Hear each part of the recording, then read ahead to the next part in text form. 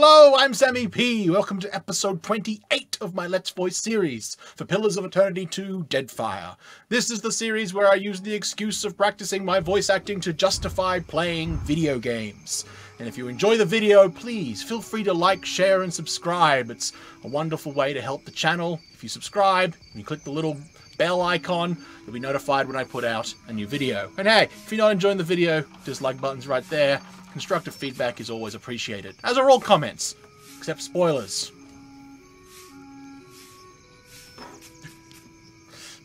Sorry. Ah, goodness. What was I doing? I probably should check this before I start recording. I'm not going to do that. I was going to the tavern, and the hole is the tavern. I was like, I assume the hole is the tavern. And it is. Go, go, go, go. Run. Quick march. Actually, I want to check out this stuff. Hey, it's white leaf. Beneath the dirt and mildew, these carvings look finely detailed and very old. I mean, they live in a ruin, so I'm not amazingly surprised.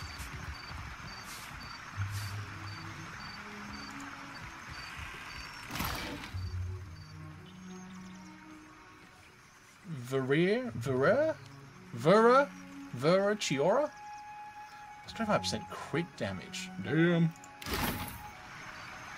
Oh man. This is a fine establishment, clearly. Alright. Yeah, the gullet's finest. Alright.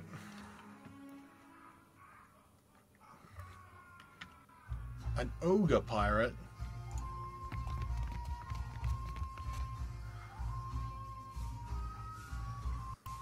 Sorry, who said that? Oh, Adair. You think the hole was already here? Or they dug it after they thought up the name?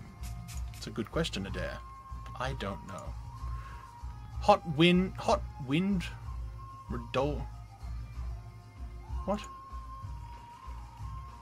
Oh, hot wind, redolent of vomit and mold, wafts through the hole. Is that just a hole in the ground?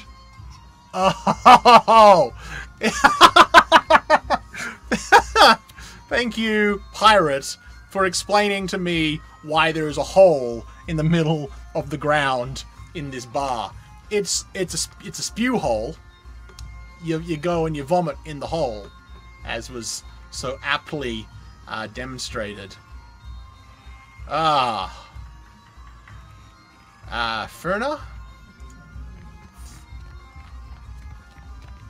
Who else is here? There is Seduzo. Everyone else is just pirates. And wow, such a shopless imp. Do imps need shops? Is that a thing? Because there was shop imps before.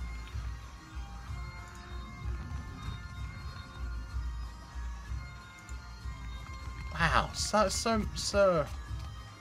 Vithrak.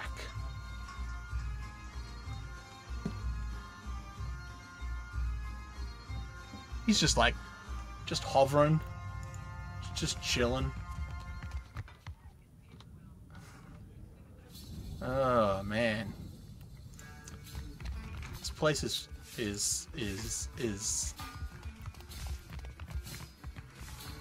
I'm sorry, what was that? A Rowitayan Elementalist. Rowitayan Gunner. Harami. Alright, let's talk to the barkeep first. An Orlan covered toe to ear tip in sable fur leans against the bar counting change. She gives you a wide, easy smile when she notices your approach, then slips the coins into her pocket with a wink. Hey, a fresh face? Welcome to the hole. Got just 2 rules, yeah? Keep your hands to yourself, and don't fall in. You need something? I'm going to show the medallion and say, does this mean anything to you? Whoa, now, fresh face. Ain't bright to go waving that thing just wherever. I know a Mataru trap when I see one, and I'm not looking to get snared. Keep that what's-it to yourself.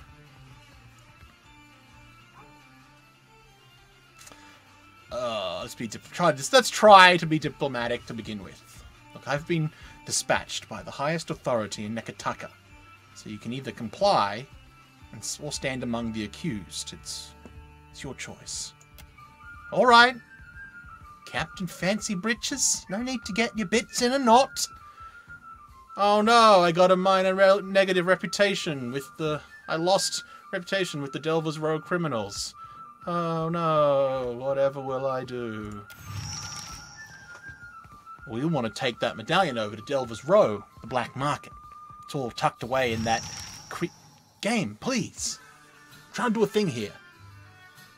We done? Okay. It's all tucked away in that creepy maze on the west end of the gullet, the Narrows. You take a right the first chance you get. Then keep going forward until you see a merchant stall.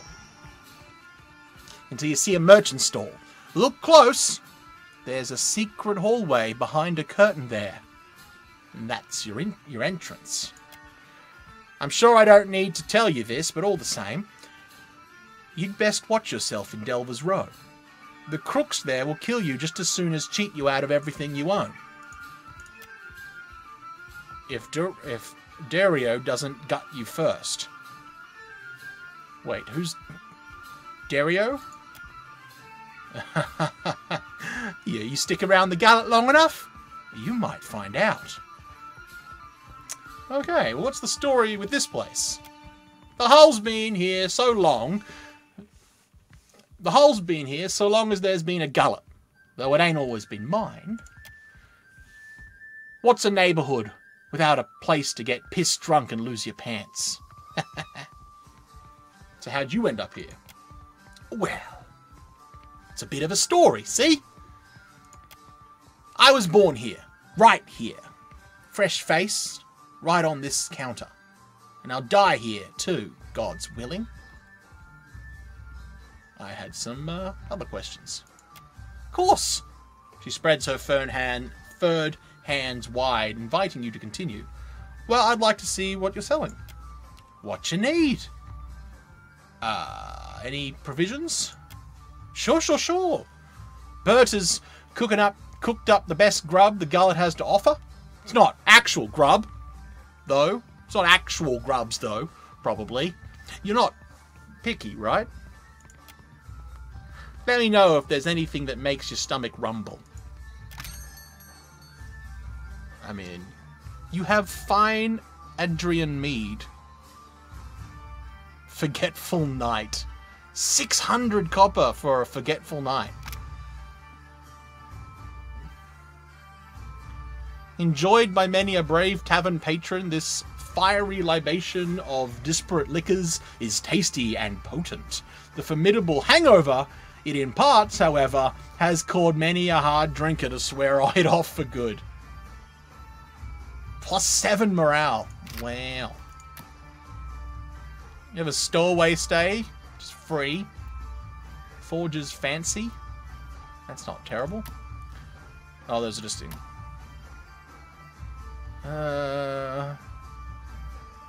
Air Glenfath. The White That Wends. I mean, these are all novice. I'm not overly... I'm currently happy with my party, I think. No, I want to keep Maya. I want to see what Maya's like in combat. Okay, you don't actually have anything I actually want.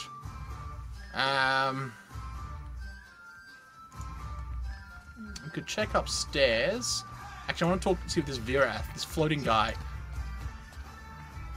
Tasty mind snacks. Oh, okay. Thanks for the chat. Let's talk to Seduzo.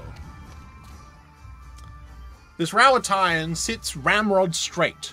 On the table near her are a half-empty liquor bottle and a small porcelain cup. Both smell of anise.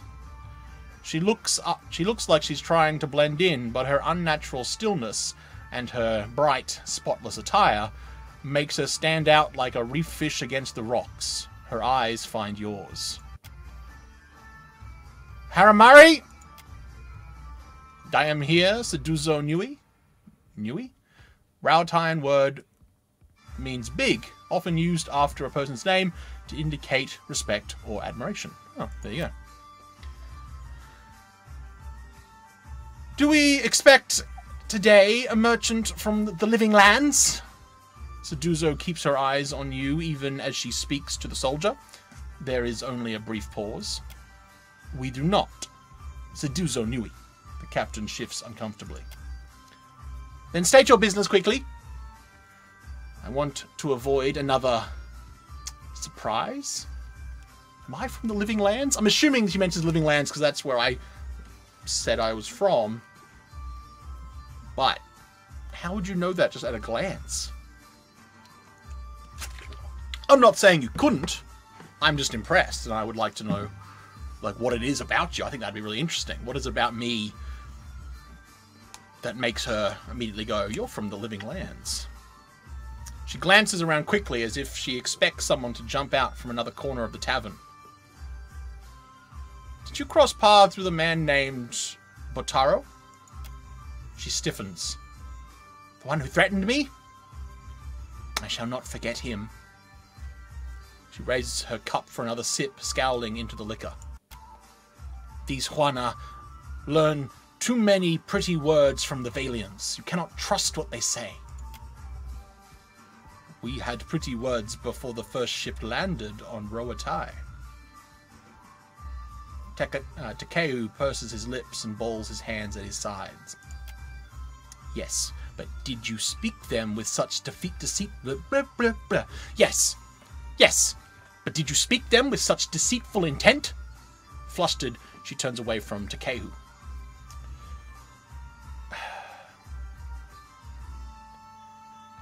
I mean, if you do business here, perhaps you should learn the culture. In a few years, these people will all learn our ways and pay homage to the Ranganui. Her brow furrows. But you ask about... what was his name? Botaro? This fellow wanted passage on my ship. As if I were the village ferryman. She tosses back the rest of her drink a little too quickly. I told him there was none to be had. Certainly not at his price. She upends her empty cup. Well, then what? She refills her cup and sets the bottle down hard. You notice again her hand is shaking. Yeah, perception. Well, he told me he had coin. Lots of it. I did not believe him. How could a man who lives in a garbage heap have enough money for passage? She shakes her head. Then he shows me a solonet. A solonet. Marked coin. A token of allegiance. The Principe. The Principi carry them. Or go on. I knew then that I was dealing with a pirate. I had heard they were influential in the gullet, but I did not realize how much so. She scowls and shudders. I called for the guards. They dragged him away. That is the last I saw of him. Well, Biha and the children still need passage out of the city. There is nothing I can do. The passenger quarters have been reserved by a dwarf named Oron. She picks a stray thread from her smooth, crisp jacket.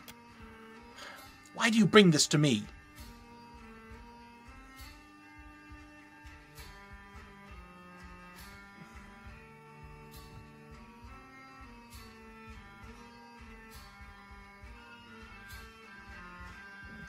Well, don't you feel bad about what happened to Botaro? Her nostrils flare. What did remorse ever accomplish? Besides, this Botaro brought trouble on himself. She holds her chin high, but you catch a telltale twitch at the corner of her mouth. Yes, he should have known how to behave around civilized people. She nods as if convincing herself. Seduzo Nui.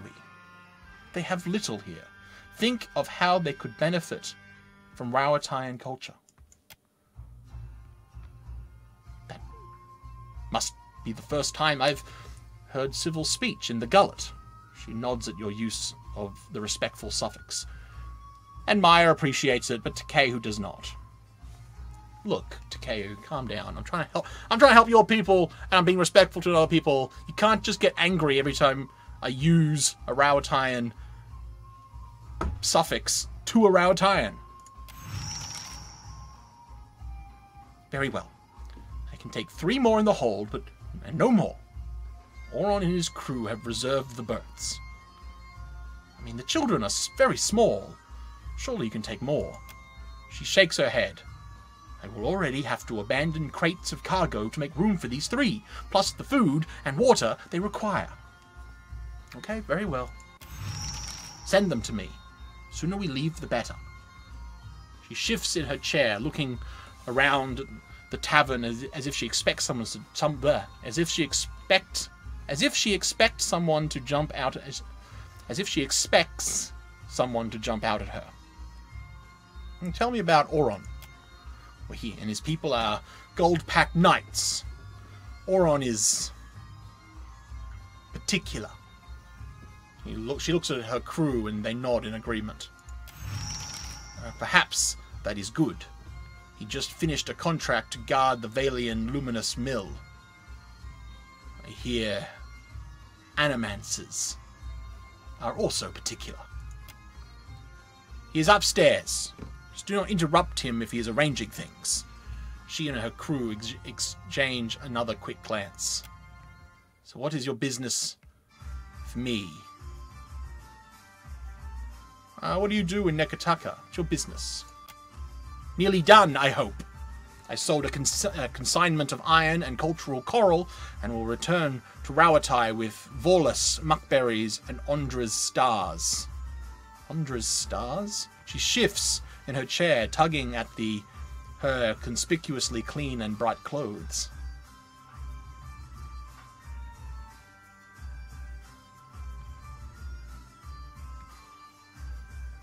Do you want to work off my history, my insight, or my streetwise? You seem nervous. Does the Royal Deadfire Company know you're trading here? She sets down her glass with a loud clatter. The Royal Deadfire Company would frown on business in this district. But there is no harm if they do not know. She laughs nervously. She laughs nervously. I just remembered I need to write up a report for my boss. Don't mind me. Maya unrolls a scroll of parchment and starts transcribing Seduzo's statement. Pelagina holds up her hand, rubs the tip of her middle finger against her thumb, and nods. Sort of... She's sort of going, yes. She pales, raising a hand to her mouth at the speed of Maya's scribbling intensifies. I see. What is your business with me?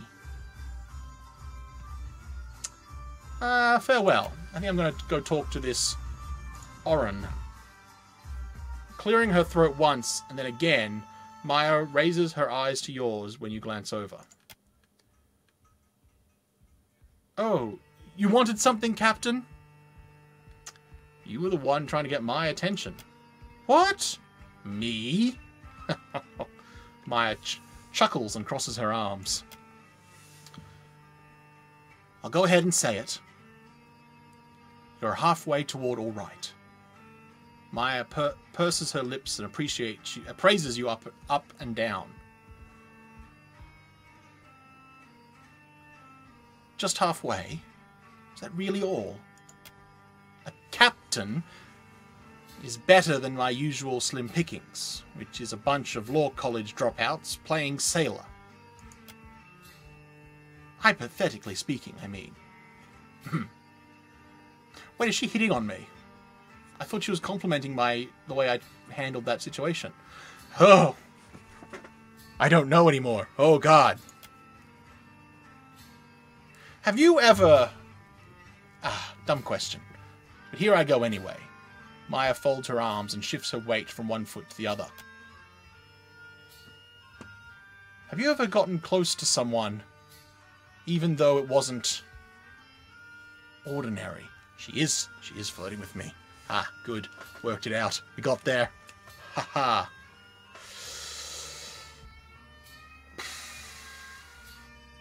It's almost never ordinary for me. What I'm talking about is a scenario where a difference in rank can get in the way of enjoying shore leave.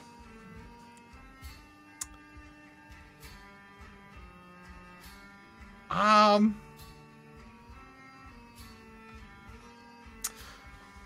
gonna be honest, I think for this playthrough, I feel like this is the how do you trigger the romantic path with a companion conversation. I think for this playthrough I was planning to pursue Seraphine, and we all saw how that went. So I think we're going to pursue Takehu. But I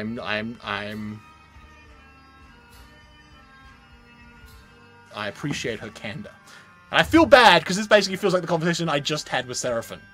And now I'm on the receiving end of it. And I'm just like... Ha. Look, I think I see where this is going.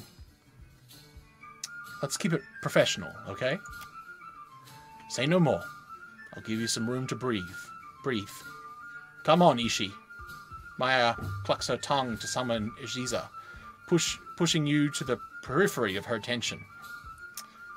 Man, it feels bad to be the one rejecting, as it does to be the one rejected.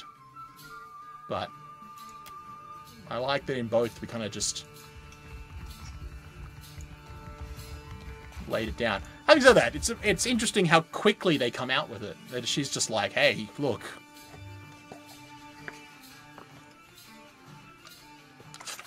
Very interesting. Raparu. I'm looking for a dwarf named Orlan.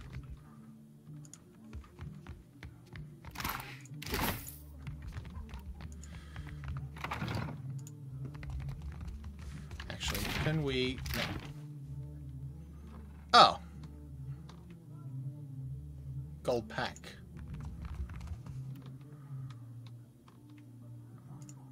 Apparently I can just... Oh, these are the actual pyre. The couple pair is the base currency of the Valian republics and has high circulation both in their city-states and their extended mercantile empire. Interesting. It's probably Pierre. Pyre? Pyre? Maybe I'll look into that. Wow. They're just walking. I walked into their room and they all just stare at you without saying a word. That's... Anyway, we found Oren. A dwarf sits before a generous and curious spread. Steamed mussels arranged in concentric circles, rounds of flatbread stacked in a neat tower, and melons sliced in even triangles. Yet his attention is focused on the 4 cups and a bottle in front of him. He has the cups organized in an almost perfect square around the bottle, but as you look on, he leans down to adjust one. The others with him wait quietly and observe the ritual. Oh, that just feels like a dick move. I like being funny and witty. I don't know if I want to be a dick to a person that I'm probably going to have to ask for a favor. So we'll wait. Holding his breath, he takes the bottle and measures an equal serving of wine into the cups, making 3 or 4 passes over each. His companions look on with practiced patience. Don't see why you'd spend all the time arranging your food if you ain't gonna make it look like a funny face. At last the bottle is empty, and he places it in the exact center of the square. He picks it up and puts it down in the same spot twice more before he's satisfied. Cheers. They all take their cups and drink deeply. At last the leader turns to you. What do you require? No, we're not. I hear you brought passage on Captain Seduzo's ship. Indeed. The good captain has 4 adequate berths, all equally sized, all facing the same direction, and she promised to leave promptly. Oh, good. A most agreeable arrangement. He sips his wine. What would it take you to cede your spots on Seduzo's ship? Out of the question. We're due in Takawa for another contract, and the client has already paid the advance. He sips from his cup and immediately runs a folded handkerchief around the rim. And we have already paid Seduzo. I couldn't possibly take back the same coins I have already spent.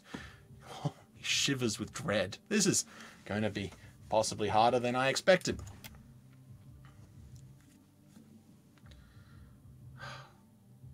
Oh, what's this? A Valian phrase meaning nonsense, often used in reference to a silly or foolish idea. Tondre. These Goldpact knights have a love of obligation that matches my love of country.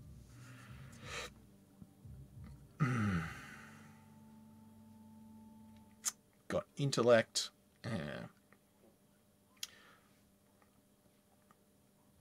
I'm booking passage for a family, but Seduzo only has room for 3 of them, so they'll be split.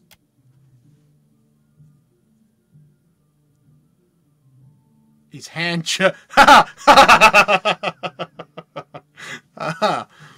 His hand jerks so violently that he splashes a few drops of wine on the table. He mops them up, a rigid and pained expression on his face. And you'll be stuck with half of them for the whole journey. Won't that be odd? That will not do. That will not do at all. He's still dabbing at the spilled wine, but something brittle has crept into his frown. His companions shuffle nervously. At last, Oren pushes back from the table and looks up at them. Maya thumbs her chin, nodding. To Queen's Berth, quickly. We must find more suitable ship. Find a more suitable ship. The Goldpact knights file out together. Oh, it wasn't as difficult as I thought it would be. I feel a little bit bad because he has so much effort for him to get a ship. But I guess we will now help those people. Who else is up here? Anyone interesting? That just leads to the gullet. You are just pirates and randoms and whatnot. Probably should have... Oh, no, that's locked.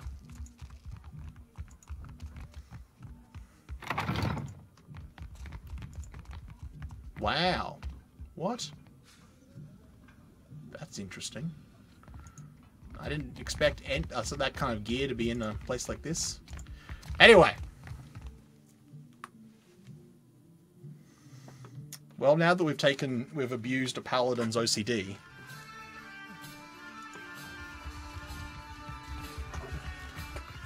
I'm gonna dance to the music. Yeah.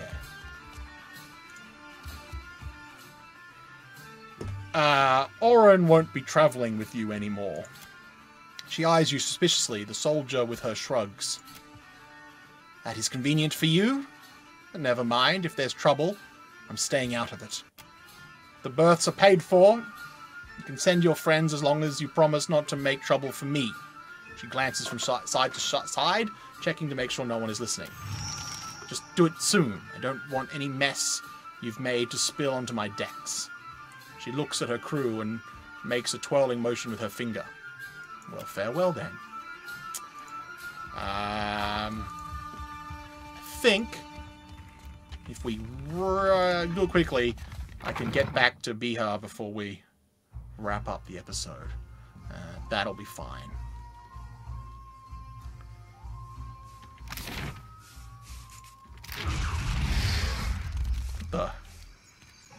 Oh, I could be wrong. A man saunters over to you with a jagged smile. He's got a long, crooked scar on his forearm, and he's rolled up his sleeve to flaunt it. You must be new. Lucky for you, we have a special rate for newcomers. A bag of coppers in exchange for your life. He brandishes a knife. One of his companions grin widely enough to show you all of his missing teeth. This is this moment in like RPGs when, you know, where I'm a heavily armed. We've got armor, we've got weapons, we clearly know how to use them. I'm literally carrying a sword with a skull on the end that is constantly on fire. Green fire at that. And this dude just rocks up and he's like, hey, I'm going to rob you and I have a knife. What do you think of that? And I'm like, I think it's going to go real badly for you. That's what I think. Streetwise. But the way they've all gathered around... But the way they've all gathered around you, leaving their own backs exposed, tells you they haven't been here long either.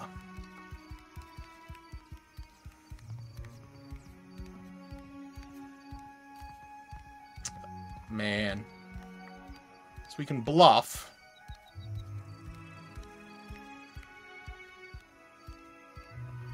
Be rational. I kind of want to lean on being a death god like. Yeah, let's do that. Huh. Want to know what I did in my last life to get this face?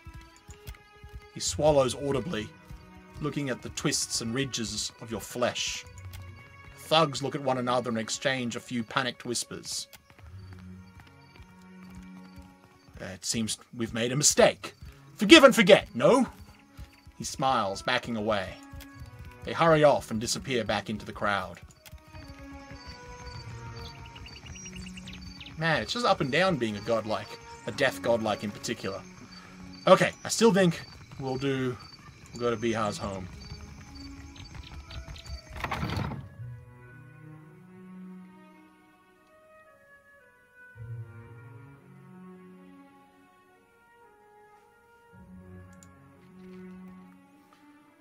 My village was not like this.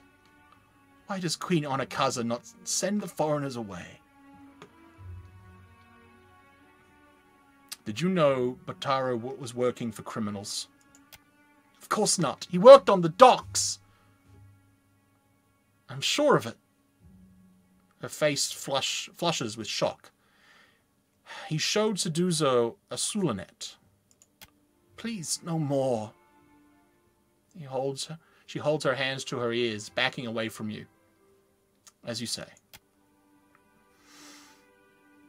The overseer looks for a reason to toss us below too. Such talk will bring him to our doorstep. She shudders. Well, I spoke with Captain Suduzo about passage out of Nekataka. What say then? She listens with curious hope. The children look on with wide, round eyes. She's agreed to take all of you. She is momentarily speechless. Her eyes fill with tears. She drops the reeds as she brushes them away.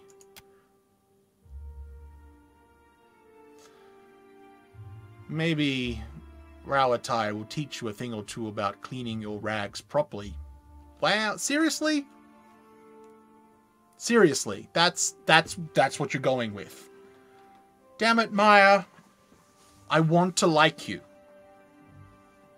But sometimes you're really awful. May Amira's wind ever blow sweet for you. We will pray always to you, in this life and in each to come. She picks up the two infants and hurries the others out the door. And we got major positive reputation gained with the gullet.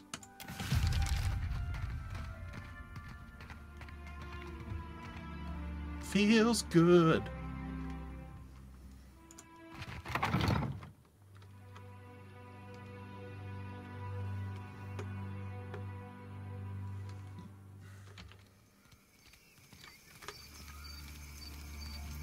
more.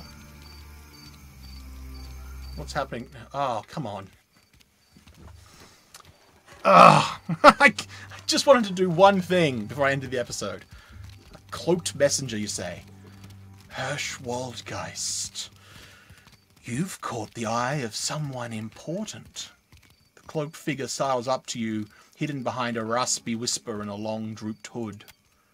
If you're interested to make good pay and a good friend, head to the Narrows at the western end of the gullet. Once you reach the alley, go right, and right again as soon as you can. Then follow the bend to the left. The bullies guarding the door have a weakness for chewed Seth. You can follow their trail. Her teeth flash under her hood. Tell them Darrow sent for you. And remember your manners. Well, I guess we've been here long enough and we now get to find out who that is. But where are we? There we are. That's definitely for next episode. Well, I hope you've enjoyed. If you have, as I said at the beginning, liking, sharing, and subscribing is a great way to help the channel. If you do subscribe, you can click the little bell. It'll tell you when I have put out a new video.